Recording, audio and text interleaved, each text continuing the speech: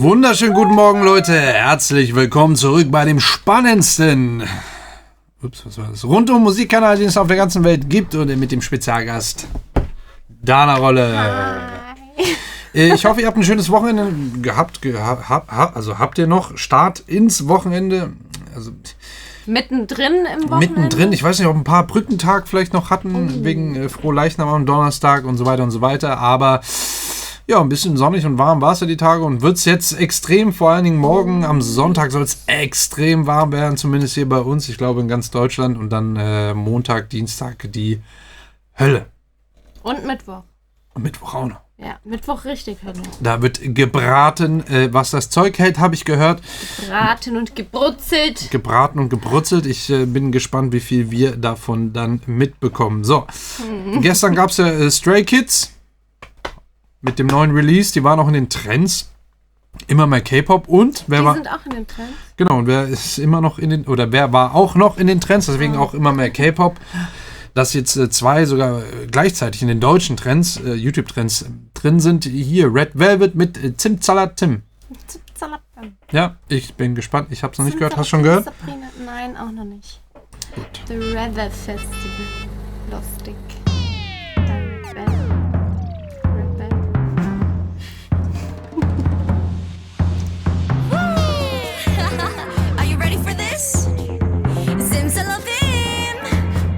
Ach so, Simsam. Nein, ich bin nicht ready. Oh mein Gott. Oh, das pinke Z ist cool. Und dein Lebkuchenmännchen. Ach so, wegen dem Video von gestern. Da habe ich doch von dem U60 und Techno und Sven Feth erzählt. It's real. It's real. Ich habe den 10 D-Mark-Schein gefunden, inklusive der Unterschrift von Sven Can you Feth. see it? Oh, warte mal. Ja, nee. Fokussiertes Schaf, Leute, könnt ihr es sehen? Ja. It's a Beauty Guru Life. Nee, ich muss selber den Fokus drehen, weil das nicht auf automatisch gestellt ist. Ja, da das lustige kleine Background-Story noch, falls es irgendjemand interessiert, ich erzähle es einfach trotzdem. Das war in dem U60, ja, also so ein alter Club in Frankfurt, wo einige Dinge passiert sind. Und ich hatte das erste Mal, ich war halt ich fand den, ne, so, ich war so ein bisschen Fan von dem und dachte, okay, es wäre cool, vielleicht eine Unterschrift, und der war eigentlich Stamm-DJ und keine Ahnung, also in der Szene eigentlich in Frankfurt gerade, weil, also eigentlich, auf jeden Fall bin ich dann dahin und war so jung, wie ich halt war, und froh, dass ich mal in den Club gekommen bin und so weiter, gerade in Frankfurt immer sehr stressig gewesen und bestimmt immer noch. Habe ich in diese 10 D-Mark hingehalten, den Schein, und er guckte mich erstmal so an und hat so abgewunken, so, hey, was will der Typ da, der Junge, jetzt irgendwie von mir? Nee, behalt mal deine Pfennige für dich. ja, ohne Witz. Nicht dann so, nee, kannst du mir unterschreiben? So, und dann hat, ach so, ja, und dann hat er das also es war schon sehr peinlich. Ja, okay. Das nochmal zur Story von gestern mit Stray Kids und Techno. Ja, Zimzalabim. Sorry. Simsalabim.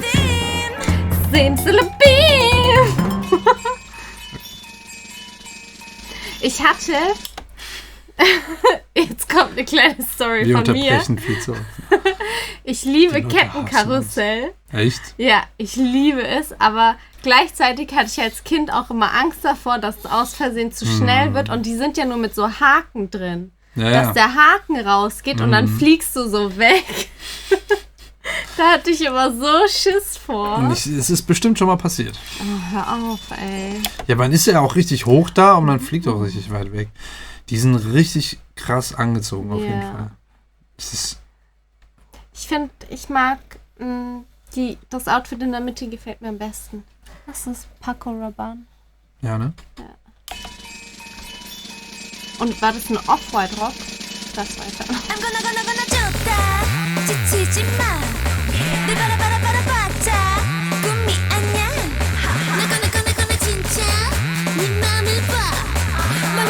Das sind richtige Military Drums hier, also wirklich die Snare, die...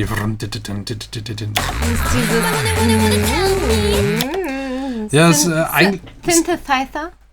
Genau, also es wird auf jeden Fall ein Synthesizer sein, der so eingestellt... Der aber eben noch Obertöne hat, die man richtig hört. Also nicht nur unten im Bass und stimmt, klingt genauso wie ich gerade, sondern oben auch noch eben so das obere Mitklingen. Aber ist mir zu laut. Okay.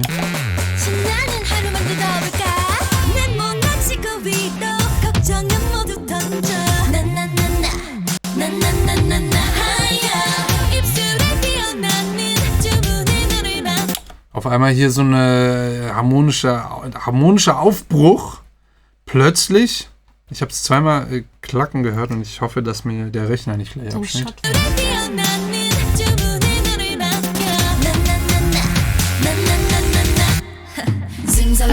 Allein dieses Na Na Na Na ist halt schon voll durchharmonisiert, wenn man das so sagen kann überhaupt auf Deutsch. Auf jeden Fall sind da sehr viele Stimmen, die harmonisch zueinander dann singen, mehrstimmig. Das hört man auch sehr klar, finde ich. Hörst du das? Ja.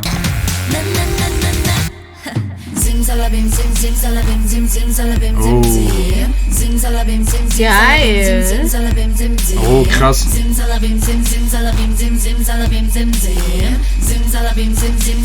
Boah. Geil. Das Oh, und jetzt sind die in den Teacups, die sich drehen. krass. Das Video ist ja mega krass.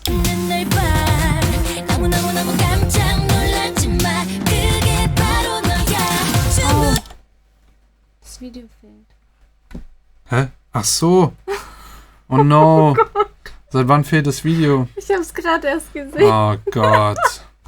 Müssen wir jetzt von vorne anfangen? Ihr verzeiht uns bestimmt, dass wir gerade eine Minute lang das Video nicht gesehen haben. Ich glaube, es war eine Minute. Aber ihr habt es ja gehört. Oh Mann, ey, wir sind so richtige Amateure nach 5000 Videos immer noch diese.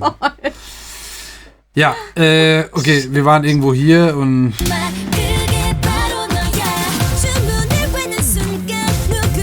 aber wir sind auch so voll in die Welt eingezogen von diesem Musikvideo. Das ist richtig krass.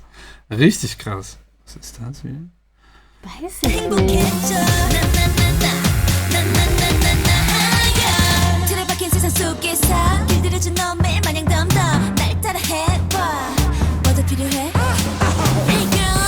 Hey, da geht so viel ab in dem Song. Jetzt hier auch diese Pauken dann und dann diese hohe Stimme. Wie so eine Comic-Stimme, Cartoon-Stimme. Ja, so zwischen Comic und Horror, aber. Ja. Ein bisschen was Horrorhaftes kommt da tatsächlich rein. Ja. Siehst du, da hast du auch richtig mal die Military Drums kurz gesehen. Ah ja. Die hier. Ja, die mag ich. Ja, und die sind die wir auch tatsächlich im Hintergrund die ganze Zeit hören. Also die Snare ist es eigentlich, ja, aber so eine typische Trommel, also kann man auf Deutsch sagen.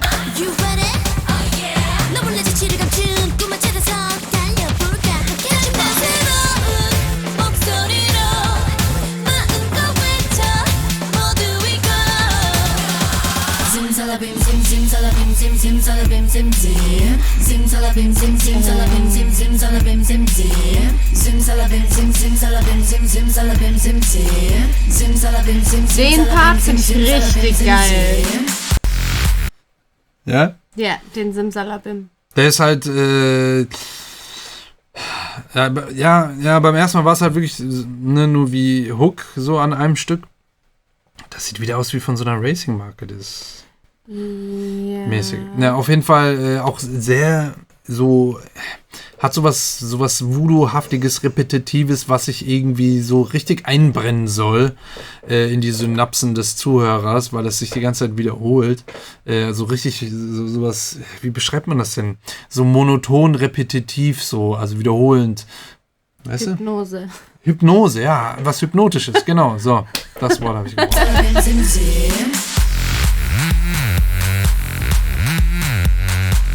Okay. Wow. Oh mein Gott, dieser Übergang. Ja. Also bis hierhin ist das Video auf jeden Fall straight Hirnwäsche. Ja. Wenn man sich nur darauf konzentriert und es guckt, man kann eigentlich auch nichts anderes machen, weil er das so mitnimmt und man sogar vergisst, was man hier noch einstellen muss. Krass. Ja. Also Wahnsinn. Okay, jetzt kommt ein C-Part, der sich hier wahrscheinlich hoffentlich ein bisschen angenehm harmonisch auflöst. Ja.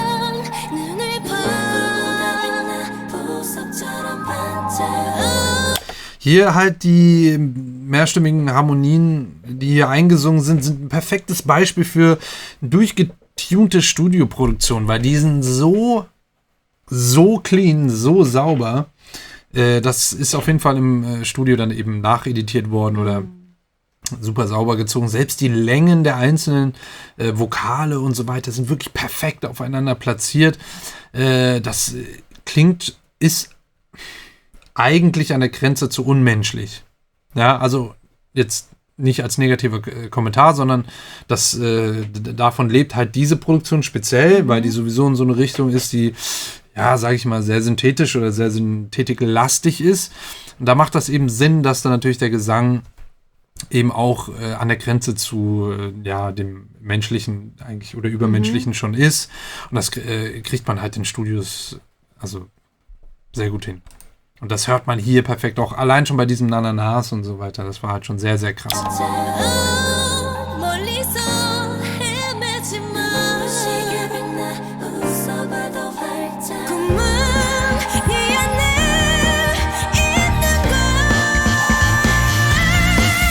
Aber so haben die ja richtig Power, ne, Stimme.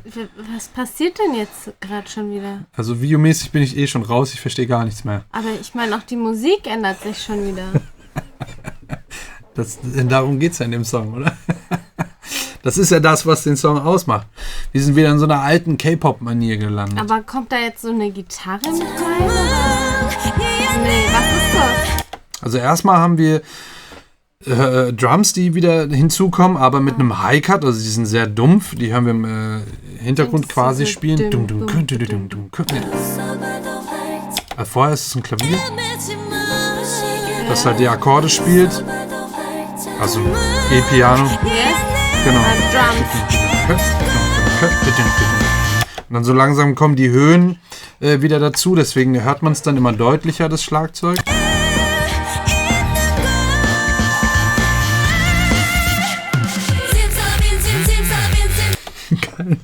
What? Und dann kommt eben so ein kleiner Riser und dann, bumm, sind wir direkt wieder in den Haus. White Noise.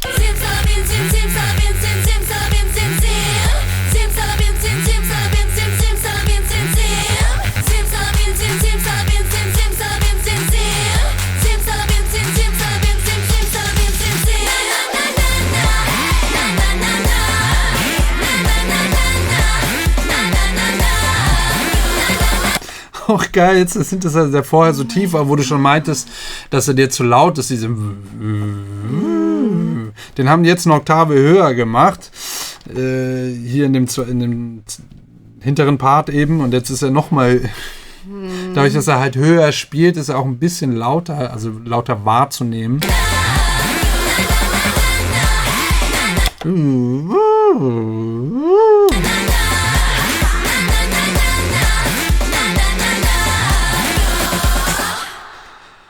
Okay, ja. Krass. Ich habe noch keine Meinung dazu. Ich habe eine, ich finde es sehr, sehr anstrengend. Sehr viel, ne? Es ist super viel, aber ich weiß nicht, ob ich weiß nicht, wie oft ich das sehen muss, um zu verarbeiten, was ich da alles sehe und höre. Ja, also mit dem Video zusammen, also ich finde, das Video spiegelt super geil die Musik wider, muss man sagen. Wenn ich jetzt aber jemanden K-Pop zeigen wollen würde, dass er sich das vielleicht mal anhört oder cool finden würde, würde ich ihm nicht als erstes diesen Song zeigen. Da bin ich mir sicher. Da wäre sonst, wenn er so ein Mainstream-Westmusik, also amerikanisches und deutsches hört, wäre er von dem Song instant abgeschreckt. Bin ich mir sicher. 100% sicher. Das hat viele Sprünge, gar nicht so krass, ja, kann man nicht mal vielleicht unbedingt ein Genre bezeichnen. Ja, nicht so ein krasser Genrewechsel, wie wir bei anderen Songs schon gehört haben, aber irgendwie ist es schon ein Wechsel immer wieder. Ein großer Wechsel. Sehr. Aber da sind so echt einige coole einzelne Sounds drin, die hier benutzt haben. So vom Sounddesign her muss man schon sagen. Ich glaube, der Rock ist von Off-White. Und das rote Top ist, glaube ich, von Burberry. Nee, ist nicht. Ich weiß nicht. Nein.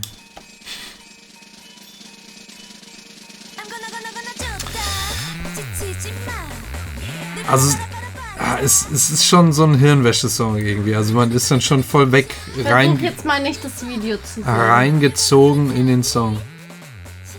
Oder ins Video. Auch so viele Farben. Also sehr bunt. Wahnsinn.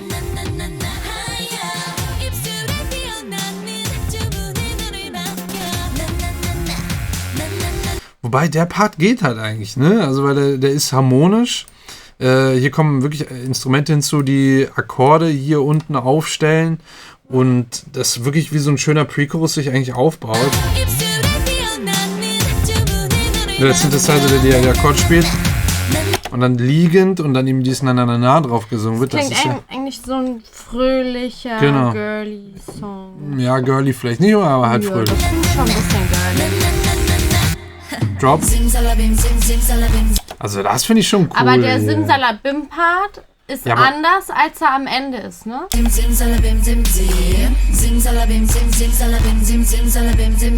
Ja, wir haben ja so einen Subbass. Sehr leise, Clap-artiger Sound.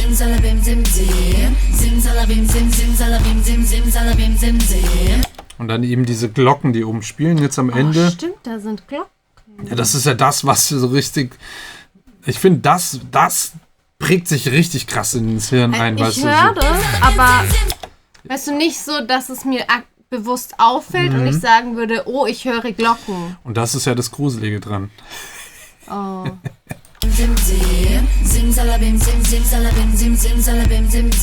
Sonst ist der ja nicht. Da ist ein Subbass, da sind Claps, die Kicks natürlich, also Percussion-mäßig. Die Mädels, die halt singen und dann wirklich nur oben diese Glocken. Da ist sonst kein Instrument, was irgendwie tonal da nochmal was hinlegt. Kein Keyboard, kein... Und am Ende aber schon, ne? Da ist nämlich die... Da sind die Glocken dann nicht mehr und sie singen auch alle höher. Ah, doch, am Ende sind dann hier zum Beispiel immer so ein Chords, die vom Synthesizer eingespielt werden.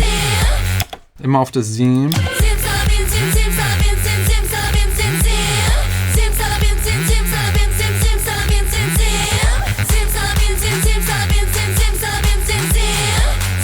Immer auf das Sim. Ist immer so ein Synthesizer mit so einem Saw-Waveform wahrscheinlich, also so ein... ich habe immer Säbelzahn gesagt, das ist eigentlich dumm. Säge, ja. Naja, ich habe auch schon überlegt, ob ich das irgendwie, weil es dann mit Synthesizern, Oszillatoren und so weiter, das ist ja nochmal ein komplett anderes Thema, aber ja gut. Ich glaube, wir haben auch genug geredet. Das wäre doch auch mal ein gutes Video. Was ist eigentlich ein Oszillator? Gibt's ihn wirklich oder ist er nur... Oh mein Gott. Hat man den Eindruck, dass es den nicht gibt?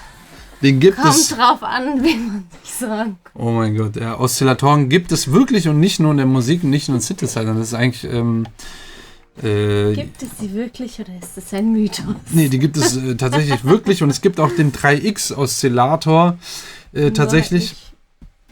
Ich weiß, so ganz genau weiß ich auch nicht, was da passiert ist und was der da erklärt hat. Ist der 3X-Oszillator, der ist in Fruity Loops, das ist ein DAW, also eine Digital Audio Workstation, quasi ein Audioprogramm, Bearbeitungsprogramm. Digitale Audiowerkstation. Genau. Also ein Audioprogramm, mit dem man eben Produktionen machen kann in Sachen Audio. Vor allem eben Beats und die ganzen Hip-Hop-Producer benutzen das sehr, sehr viel. Und da gibt es einen Synthesizer, der nennt sich 3X-Oszillator. Also dreimal der ist in dieser DAW, also in Fruity Loops kommt der mit quasi. Der ist ein Plugin, den kann man benutzen, der soll einfach einen Synthesizer darstellen. Und der heißt wahrscheinlich 3X-Oszillator. Achso, der ist auch einfach nur ein Synthesizer? Im Endeffekt schon, ja. Okay. Weil du kannst damit Klänge erzeugen. Ich dachte, das wäre nochmal was anderes. Ein Synthesizer ist im Endeffekt auch ein Klangerzeuger. Und der kann alles, theoretisch. Die meisten, ja. So ziemlich, ja. Weil du hast dann eben einen Oszillator drin verbaut. Ein Oszillator ist im Endeffekt so etwas wie eine Engine, um den Klang zu erzeugen. Und da gibt es dann verschiedene Waveformen. Wellenformen. Ja, richtig. Doch, auf Deutsch sagt man tatsächlich, glaube ich, Wellenform. Und es gibt viele verschiedene, aber, oder was heißt viele? Es gibt ein paar verschiedene, genau. Und da gibt es zum Beispiel den du gerade vorgemacht hast, die Sinuskurve. Und dann gibt es zum Beispiel eben noch den Cosinus? Nee. Ja, also man nennt den, das ist jetzt auch wieder die Sache, wie man es auf Deutsch und auf Englisch nennt. Auf jeden Fall gibt es... Sag's einfach auf Englisch. Genau, da gibt es den einen, den Saw, ne? Also den Sawtooth, sagt man auch, aber man kürzt ihn immer mit Saw ab. Das ist der so, das kann ich euch so nicht zeigen. Auf jeden Fall ist er zackig, aber nach vorne gerichtet. Und es gibt noch ein Triangle zum Beispiel. Also wirklich zackig. Und dann gibt es noch Square Wave. Also Square. Also wie ein Quadrat. Gott.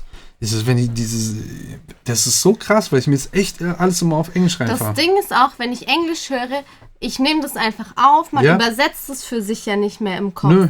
Deswegen ist es halt auch super schwierig irgendwie so die Sprache zu übersetzen. Ja, und dann denke ich immer, aber damit die Leute es vielleicht auch verstehen, die nicht so viel mit Englisch am Hut haben. Aber gut, auf jeden Fall gibt es da verschiedene Wellenformen. Und der 3X-Oszillator heißt wahrscheinlich, ich weiß es nicht genau, warum er so heißt, aber ich gehe davon aus, dass er 3X-Oszillator hat, weil er entweder, eigentlich kann ich es mir schon denken, weil er wahrscheinlich 3 Oszillatoren einfach eingebaut hat, wo du dann eben einer dieser Wellenformen dir aussuchen kannst. Und wozu brauche ich 3 Oszillatoren statt einem? Du kannst, das ist eigentlich, um Sounddesign zu betreiben. Okay. Weil jeder Oszillator ist eben, wie gesagt, ein Klangerzeuger im Grund oder grob übersetzt. Und dadurch, dass du jetzt zum Beispiel, wenn du, das ist sehr cool, wenn du jetzt zum Beispiel einen nimmst, der so eine Sinuskurve macht und dann dazu aber einen zweiten Oszillator mischst, der zum Beispiel ein Dreieck macht, dann addieren die sich. Das kann ich nicht gleichzeitig. Dann, also je nachdem auch, wie stark man die einstellt und so weiter, addieren die sich und es kommt im Output sozusagen, also dann das Signal, was am Ende rauskommt, ist eine Mischung davon. Also du veränderst die Form. Okay, ich kombiniere die. Genau, die werden addiert tatsächlich und so wie du sie addierst, verändert sich die Form, auch je nachdem wie stark und lalala und hin und weiter. Und dadurch verändert sich auch der Klang. Ja. Also diese Wellenform und so weiter. Die Wellenform stellt ja den Klang dar und wenn sich die Wellenform verändert, verändert sich der Klang. Ja. Also die Wellenform ist eine Darstellung des Klangs. Ja. Aber ihr seht schon, das wäre eigentlich ein komplett eigenes Video für 3 Stunden. Okay, wieder eine ausgewogene Erklärung. Und ich glaube, der heißt einfach 3X-Oszillator, weil wahrscheinlich 3 Oszillatoren verbaut sind. Ich dachte gerade im ersten wahrscheinlich, weil ein Oszillator drin ist, wo man 3 dieser Wellenformen aussuchen kann, aber das wäre ziemlich low. Also ich glaube schon, dass man da 3 Oszillatoren... Das ist schon relativ typisch, dass man nicht nur einen Oszillator, sondern meistens 2 oder eben sogar vielleicht 3 verbaut hat, so dass man dann eben so Sounddesign machen kann, so seinen eigenen Synthesizer-Sound erstellen kann. Da gibt es dann noch viele andere Einstellmöglichkeiten, wie dann so LFOs, Low Frequency Oscillator und so weiter. Und dann kommt noch FMs, Frequency Modulator und so weiter. Also Synthesizer sind ein Thema komplett nur für sich eigentlich. Deswegen muss ich das immer einfach nur mit Synthesizer am besten komplett so als Überbegriff umschreiben, weil sonst dreht ihr durch.